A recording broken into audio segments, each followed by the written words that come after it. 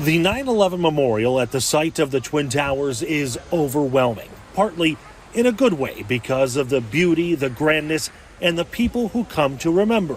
Then there's the other side of that overwhelming feeling, the names. So many names. I'll be honest, it is emotional. Emotions, though, are different for everybody. It's unfortunate, that things like this still happen in the world.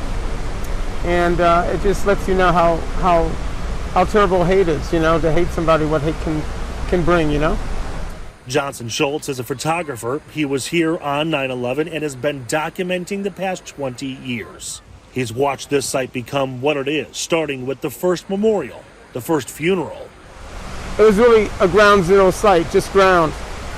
And they formed a circle. And they would walk into the middle and drop flowers. And around the circle there were frames with people's faces in it. But on the 20th anniversary, sorrow and grief isn't just for the victims. There are plenty of people here concerned the attacks are becoming a fading memory. Never forget. To me, that's the only message I can tell people. Paul Varsak is a native Detroiter. He, his wife, and Old Glory have been walking this memorial for hours. Don't ever forget this, because it seems to wane, and that's my concern. And I understand it. Time does remove things in your life and you move on, but I hope we never forget. For some, that's why they're here. This family came from Pittsburgh offering a history lesson to their children who weren't alive 20 years ago. It's hard to teach lessons like that to a 9 and a 5-year-old, but you got to show them what's going on so they understand what's happening. The good news is some of the younger generations already understand. 17-year-old Alexis Newland is from Florida. She's a graduating high school senior who's enlisted in the Air Force. She wanted to be sworn in here on 9/11. Definitely never thought I would be there, but now that I am, I'm really looking forward to everything. What's interesting, though, is that here at the site of the Twin Towers on 9/11, on the 20th anniversary, all these people are here, and most of them are happy about all the thoughts and prayers and well wishes to never forget. But there are some natives of New York who would just like some privacy. Aubrey Reyes was only 5 years old when she saw the second plane hit the South Tower. She lost a very close family friend in the collapse and comes here every year.